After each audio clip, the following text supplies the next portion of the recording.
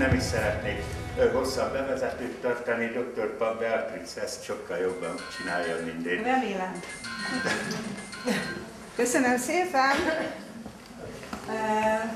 Szeretettel köszöntök mindenkit ma este. Az első, amit szeretnék elmondani, hogy nem vagyok egy számítógépes szakember, és alig, hanem már nem is leszek az. Úgyhogy meg kell, hogy elégedjenek velem, és amiket mondok, anélkül, hogy kivetítenék bármit. Remélem, hogy mindenkinek lesz valami a tarsajában, amit haza tud vinni a mai este folyamán, és elgondolkodtatok legalább, vagy egy-két olyan gondolatot el tudok ültetni, amivel talán szükségük lesz, ha nem is most, hanem a későbbiekben. Annyit talán hadd mondjak el magamról, hogy nem is kell ez nekem, azt hiszem. Hallani, ugye?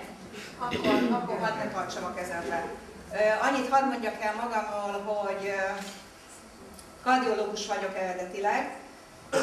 3 nyugati szakvizsgám van, és ezek után kerültem egy alternatív útra, ami igazából talán a saját betegségemen keresztül indult el. Én így gyógyultam meg, és a mai napig azt tartom, hogy ha ez nem lett volna, akkor most nem állhatnék itt önök előtt. Ezért vállalom föl, és beszélek ezekről a dolgokról a mai nap folyamán. Ezzel természetesen nem azt akarom mondani, hogy a nyugati olvasást dobjuk ki az ablakon, mert nyilvánvaló, hogy annak is megvan a maga helye. Fogunk erről még a ma este folyamán sokat beszélni. Azt kérem egyébként, hogy ha bárkinek közben valamilyen kérdése volna, azt legyen olyan kedves és tegye föl, mert el fogja felejteni a végéig. Úgyhogy szívesen válaszolok közben is kérdésre. Amiről ma este szó lesz, az igazából egy másik oldala az embernek, nem a sejthalmaz, amit a nyugati orvoslás, azt kell mondjam, hogy sejthalmazzá degenerálta az embereket, hanem a másik fele és a nagyobbik fele, amik vagyunk valójában.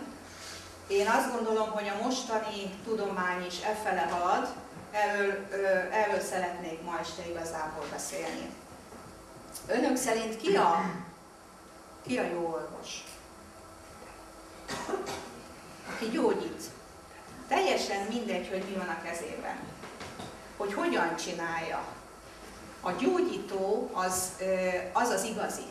Most mindegy, hogy van DL a neve előtt, van diplomája, van ilyen-olyan végzettsége, ha képes rá, hogy valamilyen módon gyógyítson, akkor ő az igazi orvos.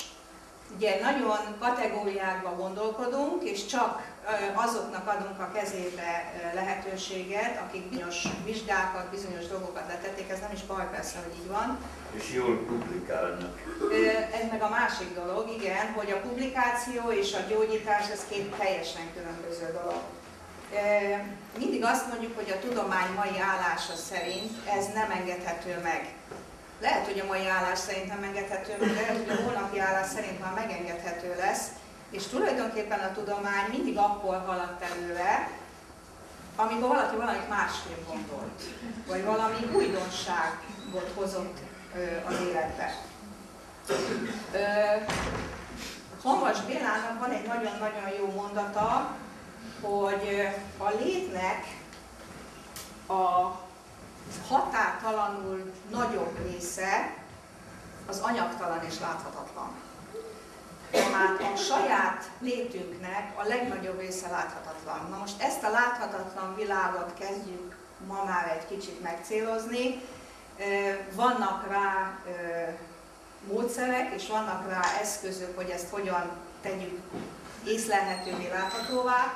Mégsem érjük el tulajdonképpen azt, ami ez valójában, és csak tapogatózzunk ebben a világban. Ha valaki az agykontroll tanfolyamot elvégezte, akkor a Domján László doktor, aki az agykontroll tanfolyamnak az atya, leszokta rajzolni, hogy mennyi a tudatos és látható világunk, vagy az érzékszerveinkkel felfogható világunk, és az körülbelül ebből egy pici kis pontocska, és az egész fal az, amit igazából nem fogunk fel a szokásos érzékszerveinkkel. Ez azért érdekes, mert éppen csak hogy tapogatózunk a világban. Valahogy úgy működik ez a dolog, mint amikor a Buddha odahívott magához vak tudósokat, és azt kérdezte tőlük, hogy néz ki az elefánt. És akkor azt mondta az egyik, oda ment, mivel vak volt, megfogta a fülét, és azt mondta, hogy az elefánt egy lapos lény, egy ilyen nagyon-nagyon hatalmas lapos lény. Oda ment a másik, megfogta az elefántnak a lábát, és azt mondta, hogy az elefánt egy oszlop. Harmadik meg azt mondta, hogy egy ilyen kígyózó valami, ami ide-oda mozog az ember kezébe. Hát körülbelül így látjuk a világot. Ki ezt látja belőle, ki azt látja belőle, de az egészet, a lényeget biztos nem. És még el kell telni jó pár évszázadnak, azt gondolom, amíg ezt kicsit jobban fogjuk látni. Én azt vallom egyébként, hogy azokkal keresem a kapcsolatot, az orvos kollégáimmal is, meg olyan gondolkodók között is, akik keresik az igazságot, és óvakodom azoktól, akik megtalálták. Értik a különbséget a kettő között?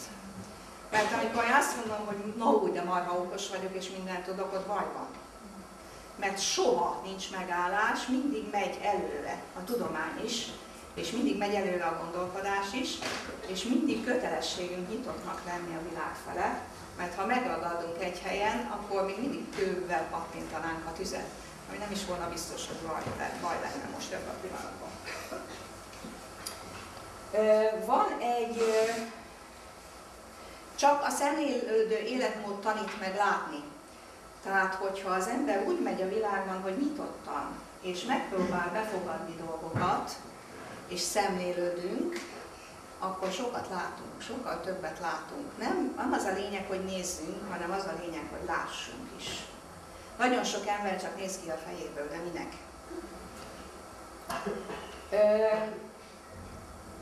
Egy valami nagyon fontos van, amit megtanultam az életem során. Elvégeztem utána kínai orvoslást, ahol viszontvizsgálom, biorezonanciát végeztem, és leginkább most a mesterápiával foglalkozom.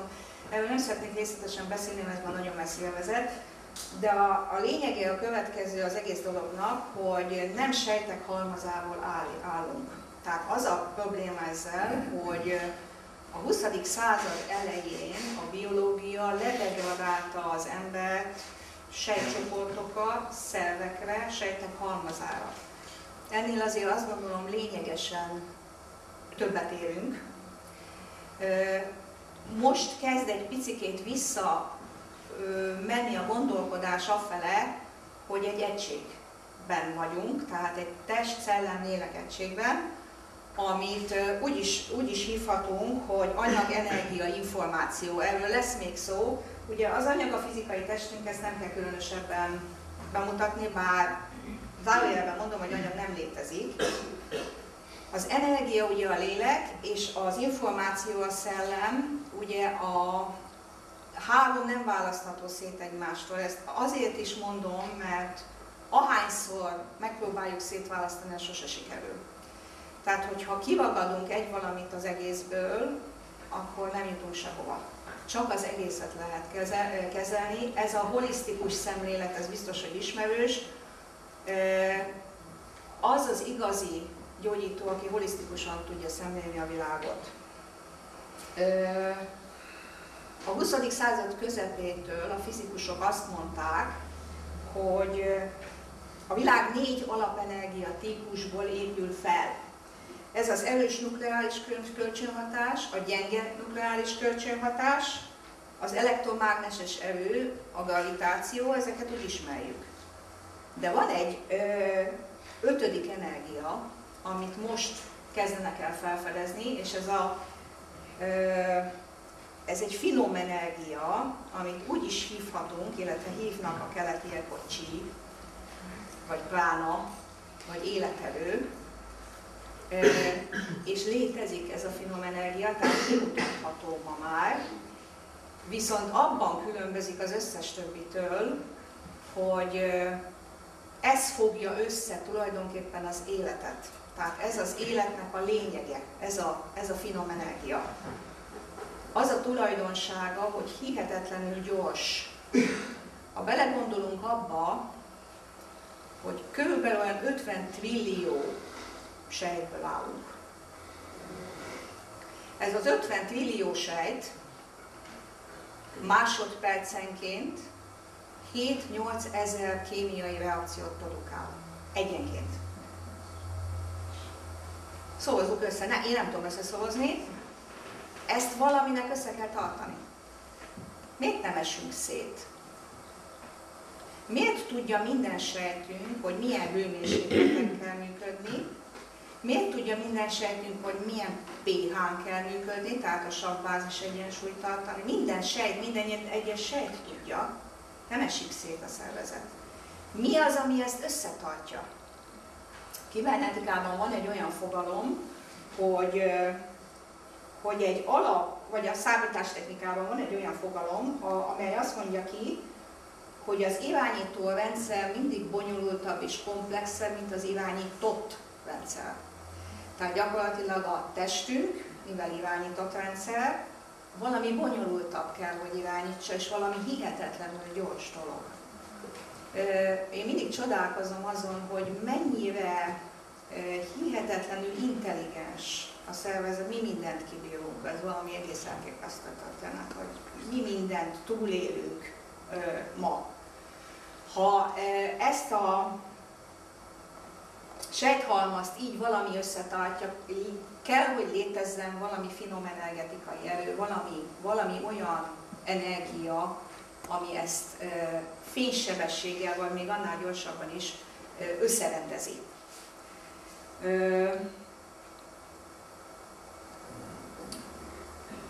A gondolkodók azt mondják, hogy tulajdonképpen az életünk a lélek jelenlétének a tünete.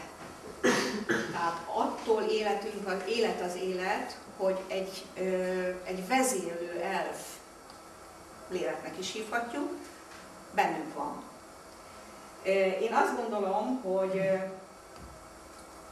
ha materialistán gondolkodunk, abban az a legfélelmetesebb, hogy ha végig gondoljuk ezt a dolgot, semmi értelme nincsen.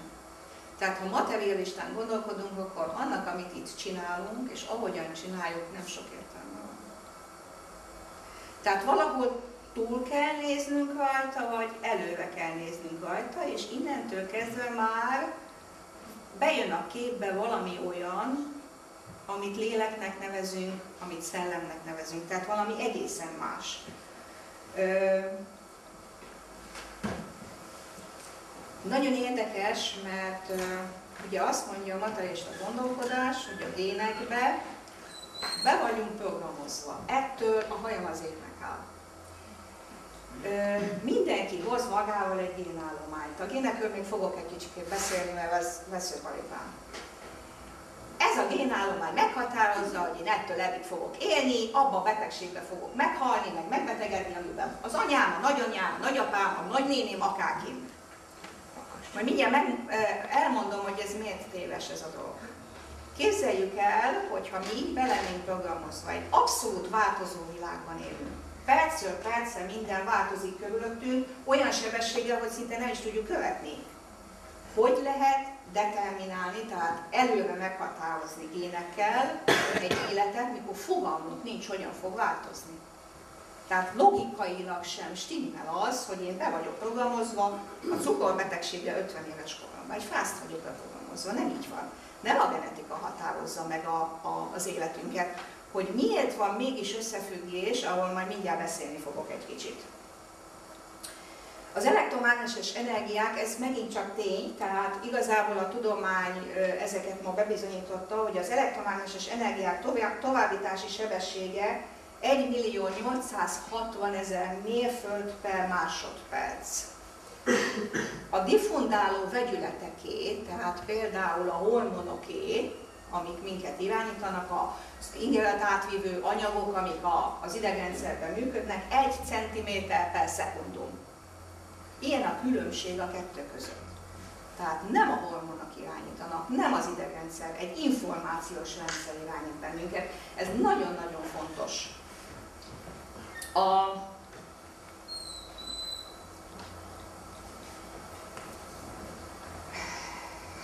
Szepes Máriának volt egy nagyon jó, én nagyon szeretem Szepes Máriát, és nagyon sok könyvet olvastam tőle, hogy csak az a reális ember, ő mondta, hogy csak az a reális ember, aki hisz a csodákban. És csodák nap mint nap vannak, az orrunk előtt zajlanak le, észre kell őket venni. Számtalan olyan gyógyulást, olyan megtisztulást, olyan sebességű sejtregenerációt láttam, amit nem tudunk megmagyarázni azzal a fajta gondolkodással.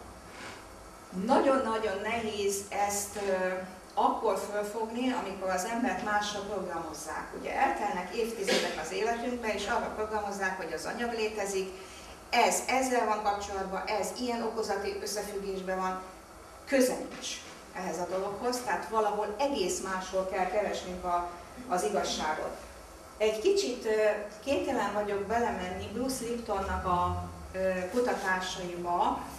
Ő egy orvosbiológus, és a 20. századnak szerintem egyik legnagyobb gondolkodó, hál' Istennek él még. Neki van egy olyan könyv, az a címe, hogy mindenki számára hozzáférhető. Ez is jellemző, hogy nem csak az orvos társadalomnak írta, hanem inkább az embereknek, mert sokkal jobban megértik, hogy miről beszél, mint az orvos kollégák, sajnos. Az a cím a könyvnek, hogy Tudat a belső teremtő. Az epigenetikával, nem tudom, hallottak-e, hogy ez mi a csuda lehet. Nem fogom részletesen elmesélni a dolgot, de annyit azért hadd mondjak róla, hogy mikor elindult a Humán Genom projekt, tehát genetikai állományt elkezdték föltérképezni, mivel van kapcsolatban, akkor a kutatók arra számítottak, hogy mivel van olyan 120 000 fehérjénk, alapfehérjénk, amiből felépülünk, plusz 20 000 olyan fehérje, ami ezt kódolja, hát azt várták, hogy valami 120 000 ilyen gén szakaszt fognak felfedezni. Ehhez képest nagyon nagy volt a meglepődés, amikor kiderült, hogy összesen 25 000 génből állunk. És ez kb. Annyi, mint az egereké. Most vagy az egereket kell egy kicsit magasabbra tennünk, vagy magunkat egy kicsit alacsonyabbra, de valami nem stimmel. Tehát gyakorlatilag a génállomány 80%-a hiányzik, amire számítottak. Mégis hogyan tudunk működni? Ez azért nagyon érdekes kérdés, mert ugye az ember azért mégiscsak valamivel fejlettebb, mint az egér, bár néha ezt én kétlem. Erről szól az epigenetika. Ugyanis a történet arról szól, megpróbálom érthetően elmondani, hogy adva van egy információs felhő, ugye megint az információnál tartunk, ami körülveszi a DNS-ünket és a genomokat, tehát a genetikai állományokat, és ez az információs felhő határozza meg, hogy ugyanarról a génszakaszról melyik fehérje íródjon át, mert ugyanarról a génszakaszról kb. 200 féle fehérje képes aktívodni. De melyik íródik át? Na most ez nem mindegy, hogy az íródik át, aminek az összességét fölvettük, mint információt. Tehát a fehérjeszintézisünk és a genetikai állományunk úgy működik, mint egy kőkemény hardware. A szoftver kívül van. Tehát gyakorlatilag az információ kívülről jön, és az, hogy hogyan működünk, az attól függ, hogy milyen körülmények között élünk, mit mondanak a szüleink, milyen sugárzások élnek, milyen ételeket eszünk, milyen volt a szomszéd. Ez határozza meg az életünket. Ugye föltehetnék azt a kérdést, hogy örököljük a magas vérnyomást, a cukorbetegséget, nem örököljük. Azt örököljük, hogy hogyan állunk ugyanahhoz a szituációhoz hozzá.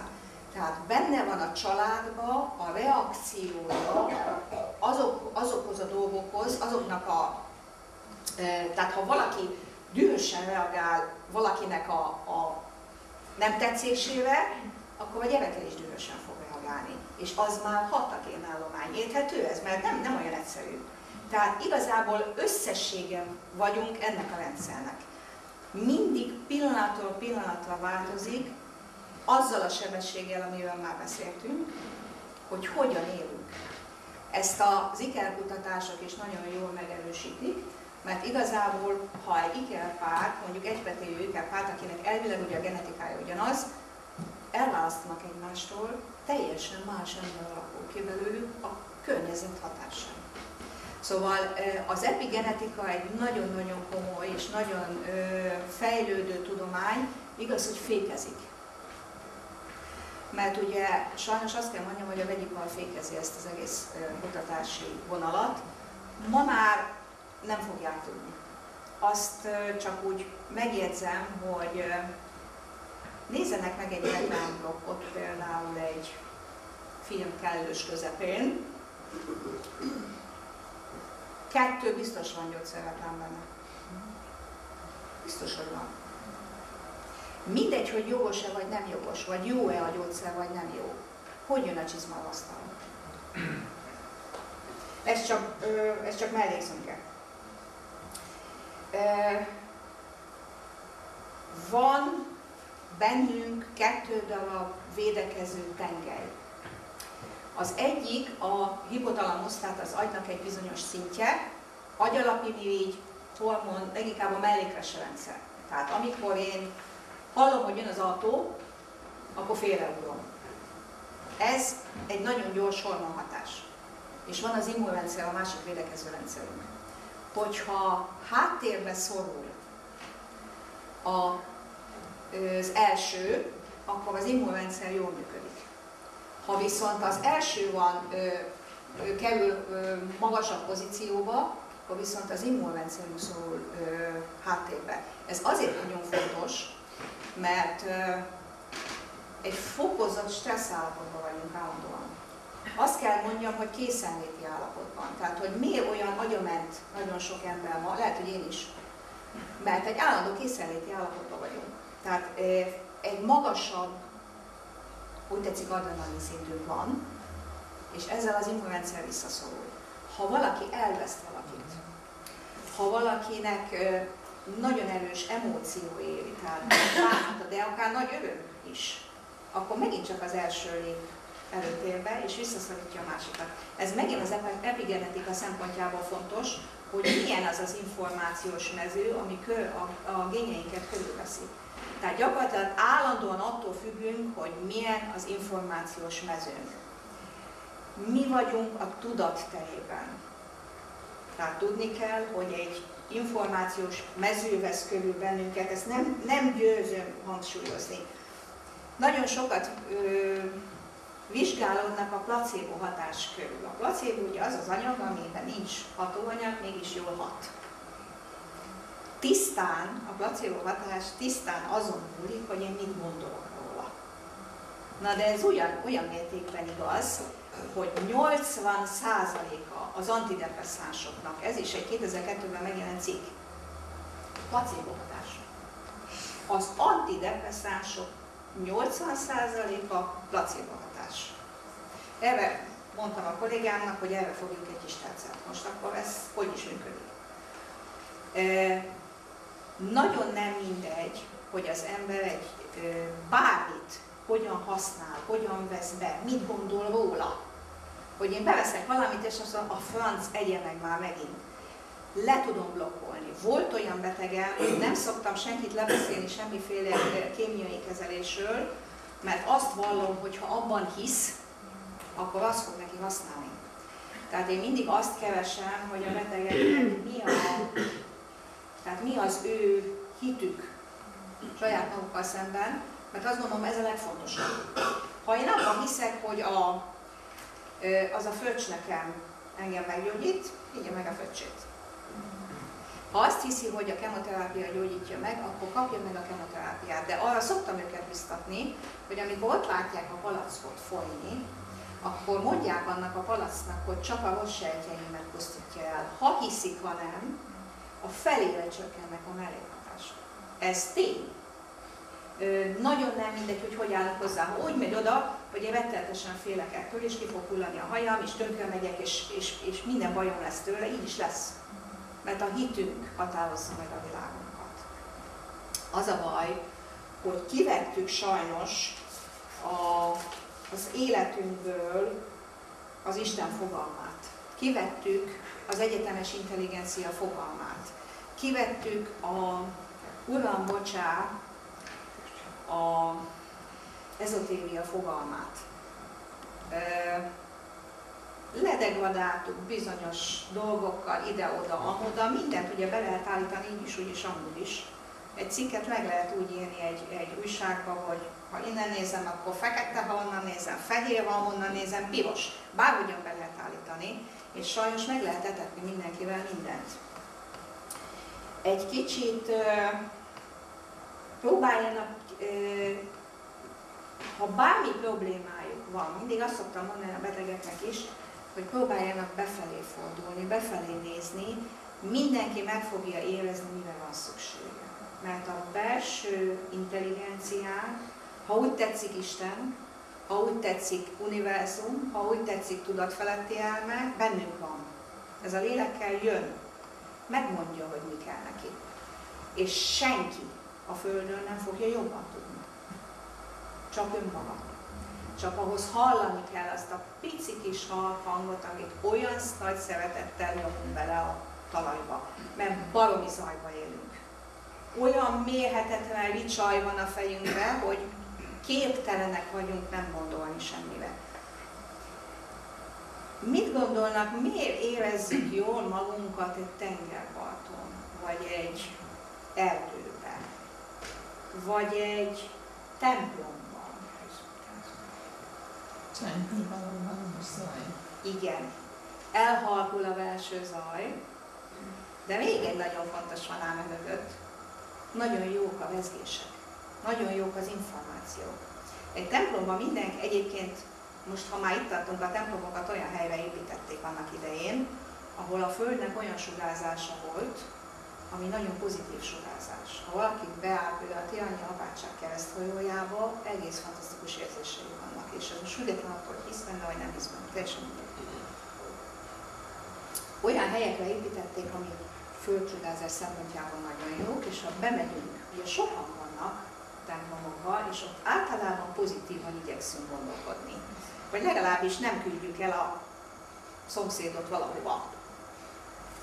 És telítődnek a tárgyak is ezzel az információval. Tehát egy templomon belül az információs rendszer egész másképp működik. Ugyanígy van az erdőben, a növények nem haragszanak egymásra. A madarak nem haragszanak, legfeljebb elzavarja, mert ez az ő területe, de attól nem kever mérget a másiknak a magjába. Tehát egész más az érzésünk. Miért érezzük jól magunkat a tengerparton? Vagy egy patak mellett? Mert víz. És miből állunk? Vízből. Ha már itt tartunk a víznél, teljesen elkalandozom, egész másról akartam beszélni, mindegy. A víz egy információ hordozó anyag. Tessék tudomásul venni. Masaru Emoto, japán kutató, hozzáférhető bármelyik könyve. Klaszter szerkezetű a víz. A víz ugye 2 hidrogén, egy oxigén, ez még azt hiszem mindenkinek ismer. De ez a 2 hidrogén oxigénből álló molekula hihetetlenül sokféle információt képes fölvenni. A víz információ hordozó. Ő azt csinálta, hogy lefagyasztotta ezeket a vízmolekulákat úgy, hogy különböző információt között velük. Tehát azt mondta a víznek, hogy szeretlek. Azt mondta a víznek, hogy gyűlölnek. Meghallgattatta a vízzel Mozart zenét, heavy metalt, és hihetetlen különbségeket tapasztalt. Amikor harmóniát közölt, akkor a vízmolekula harmonikusan fagyott meg. Amikor a fejeket megnézzük, ugye odafönt harmónia van. Tehát ahonnan ők jönnek, nincs két egyforma hely, ott harmónia van. Ezek gyönyörű, szabályos kristályok.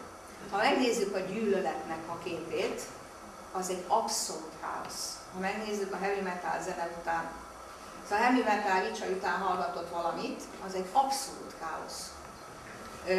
Nagyon nem mindegy, hogy mit hallgatunk. Ezek mind információk. Ugye a zeneterápia az egy fantasztikus dolog, a zene lazít.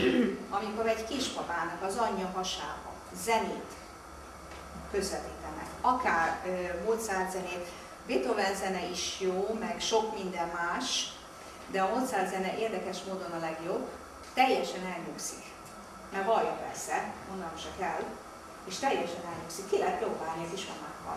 Én mindig mondom a terhes anyukáknak, hogy tessék, próbálják ki. Nagyon-nagyon jó lehet. Ez is egy információs rendszer. Ugye ezen alapul a zeneterápia, a tibeti hangterápia, ha már itt tartunk.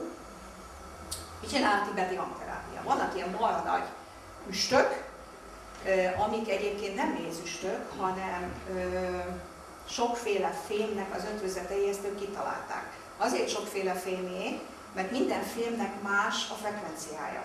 Tehát, hogyha én megütök egy mézüstöt, akkor sokféle hang ki. Nem biztos, hogy hallom, de az is hat rám, amit nem hallok természetesen, mert hiszen az érzékelhető világunk ennyi. Megkongatják és harmonizálják a saját információs rendszerünket. Hihetetlenül jól működik. Sose beszélek olyanról, amit nem próbáltam ki, teljesen el lehet engedni, például egy tibeti hangterápiától. Fantasztikus jó dolog. De akinek ez nem szimpatikus, az használhat homeopátiát, rendkívül ugye, szkeptikusak. Borzasztóan sajnálom ezeket az embereket, ugyanis úgy próbálnak egy csodálatos lényről, mint az elefánt, véleményt mondani, hogy a lábát fogják. Fogalmuk nincs, hogy miről beszélnek. A homeopátia ráültet a víz klaszter szerkezetére egy információt. Ugyanaz, mint a hópehely basszuskulcs. Tehát gyakorlatilag én hígítok egy vizet sokszorosára, és minél inkább hígítom, annál inkább több az információ, mert közben rázom. Miért rázom? Azért, hogy ez a klaszter szerkezet ki tudjon alakulni, és stabil legyen az a szerkezet, amit aztán beveszek. Tehát ugye azt mondják, hogy valamit hígítunk, és eltűnik belőle a kémiai anyag, nincs benne. De miért kémiai dolgokban gondolkodunk, mikor azt mondja az ember, hogy leül egy tengerpartra, és ellazulok, mert hallom a hullámok zaját. Hát akkor miről beszélünk? Egy információ ott van jelen egy vízben, amit ráztam ugyan, tehát megvan a technikája, hogy hogyan csináltam, de benne van. A Bach világterápia ugyanerről szól. Levesszük a világról az információt. Gyakorlatilag azt kezdjük el higítani, azt visszük be a szervezetbe. Nyílt rendszerek vagyunk, információs rendszerek vagyunk. És ezeket az információkat képesek vagyunk fölfogni. Ha nem volna mögöttem most már 30 éves tapasztalat, biztos, hogy nem volnék ennyire vehemens, és óvatosabb volnék ezekkel a dolgokkal. De most már azt gondolom, hogy egy csomó ember olyan dolgokról beszélnek, amiről fogalma sincsen. Nem szoktam vitatkozni. Mert 2 mondat után el lehet dönteni, hogy az illetőnek fogalma nincs, hogy miről beszél. Miről szól a biorezonancia terápia? Biztos hallottak már róla, mert itt ott lehet már hallani róla. Igazából arról szól, hogy ezt az információs rendszert vesszük föl, illetve ennek bizonyos szakaszait, amik rosszul működnek. Tehát moduláljuk őket, és visszaadjuk az illetőnek a jót. Tehát emlékeztetjük a szervezetét arra, hogy valamit nem jól csinál. Amikor valamilyen sérülés ér bennünket, vagy ami betegség van, az nem csak a fizikai testben jelenik meg, hanem az információs rendszerünkben is jelenik van. Oda-vissza működik a dolog. Tehát ha egy sérülés, tényleg egy trauma ér valakit, valami történik vele, fizikailag megsérül, de ugyanúgy megsérül az információs rendszere is. És fordítva is igaz. Most a vicc az, hogy az információs rendszerünket más is sértheti. Millió dolog sajnos, ebben a világban még több. mert az elektroszmog mennyisége 340-szeresére nőtt az elmúlt 4 évben, mondom 340-szeresére, ami valami elképesztő dolog, és csak úgy mondom, hogy egy autó megy például, és valaki telefonál, az egy feledék kalitka. Gyakorlatilag fölerősíti az elektroszmog mennyiségét, úgyhogy nagyon gondoljuk meg, hogy autóba telefonál, nem azért, mert megbüntetnek, hanem azért, mert hihetetlenül káros. Rendkívül sok ilyenfajta információ is bejut. Én azt csodálom, hogy hogyan bírunk még így meglenni. Ezért mondom, hogy üljünk fel a lóra, és ezért kellenek ezek az információs terápiák. Az epigenetikát ma már nem lehet figyelmen kívül hagyni, ha tetszik, ha nem létezik, és ott van. Tapasztalati tény mutatja, hogy ott van. Én ma már úgy működöm, hogy érzem az energiákat. Ez most nem az én érdemem, nehogy félreértés legyen, mert bárki képes rá. Csak az évek során valami kialakul az emberben, ami nem is igazán tudja, hogy micsoda, mert nem azzal a fajta érzékeléssel érzékeljük, mint amit megszoktunk, hanem úgy tudnám mondani, hogy kigyullad az agyamba egy lámpa, hogy itt van. Tehát az akupunktúrás pontokat meg lehet találni tisztán, simítással, anélkül, hogy az anatómiát az ember ismerné egy idő után. Csak hát persze gyakorolni kell.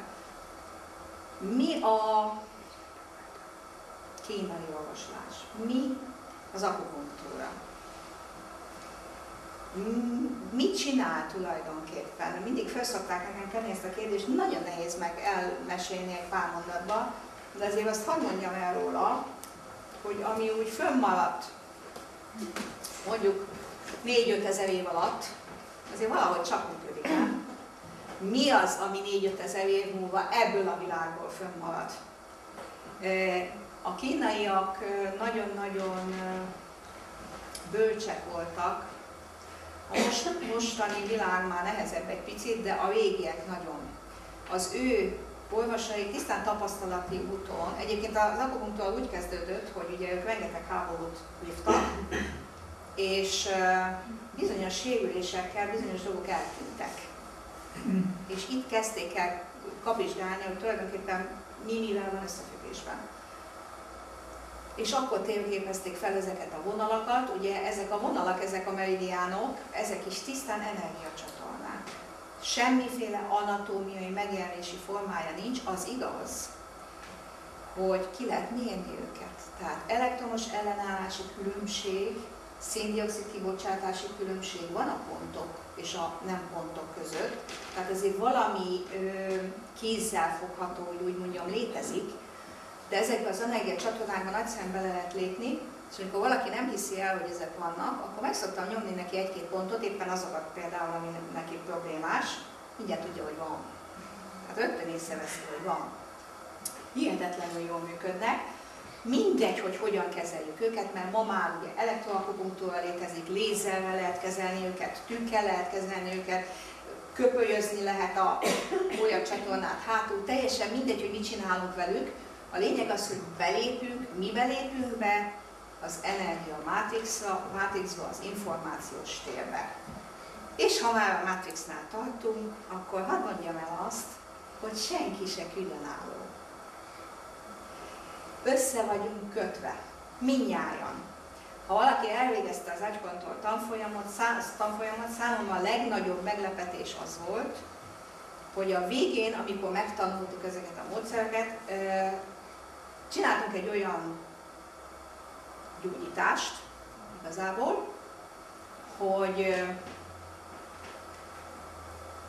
az egyikük elgondolt valakire, akit ő ismert, az ő betegségével együtt. És a másik természetesen egy másfajta tudatszinten pontosan elmondta róla, hogy mi a betegsége, hogy néz ki, hol él, mikor kezdődtek a dolgai. Akkor most miről beszélünk? Matrix vagy nem Matrix? Össze vagyunk kötve, vagy nem vagyunk összekötve? Teljesen egyértelmű a dolog. Nagyon sok fiatal ül itt. A feladatuk az, hogy ezt a fajta tudást tovább vigyék. Nem szabad megállni azokon a szinteken, ahol most tartunk, hanem igenis ezeket a tudásokat fejleszteni kell és tovább kell vinni, mert ez az egyetlen sanszunk. Végére ért a kapacitása a Földnek. Ez én hiszem, egészen komolyan hiszem, hogy nem a végzetünk felé rohanunk, mert nagyon-nagyon sok jó tendenciát és jó irányt látok abba a borzasztó káoszban, ami van körülöttünk, de látom az alagút végén a fényt is, nagyon halvány ugyan, de látom, a fiatalságnak a feladata, hogy ezt tovább vigyék, és egy-egy gondolat, ha már megragadt ebből az egészből, akkor hátra segíti őket az útjukon.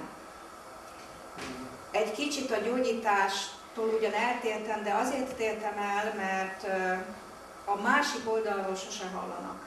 Tehát mindig elmondják, hogy mi kell a refluxa, meg hogyan tudok kakilni, kivenni, mert burkolax nélkül nem lehet, meg sok mindent elmondanak, erről nem beszél soha senki. Azért nem beszél, mert a médiában nem biztos, hogy beengedik ezeket a fajta információkat. Tehát gyakorlatilag az, hogy mit adnak le nekünk, és mit engednek be, az is egy irányító dolog. Jó, ha hallanak ezekről a dolgokról. Most megnézem, hogy miről nem beszéltem még. Igen, hát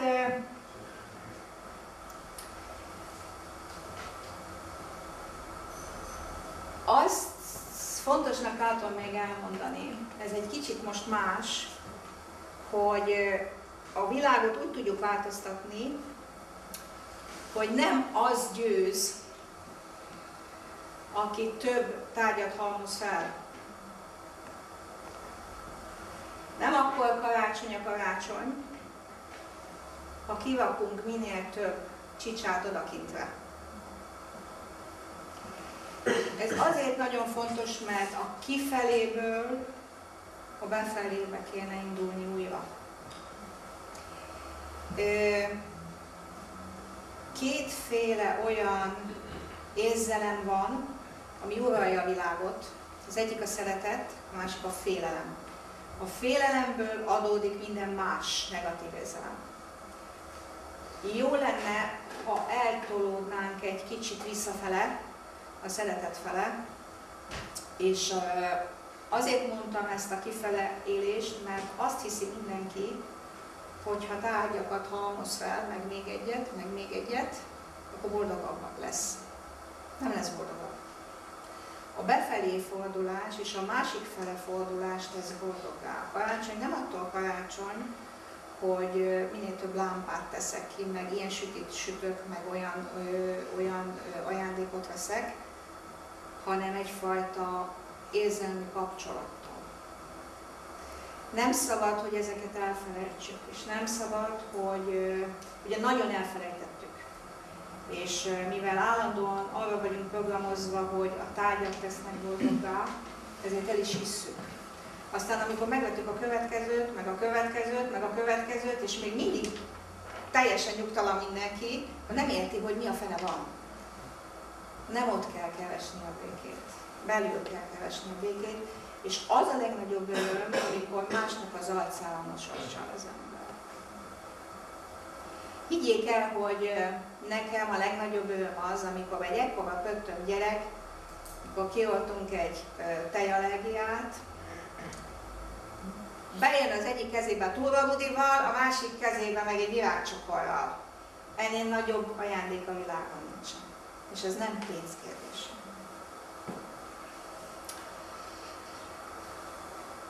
Csodálatos információ átviteli szerkezetek vagyunk, rádióadók és vevők vagyunk a világban.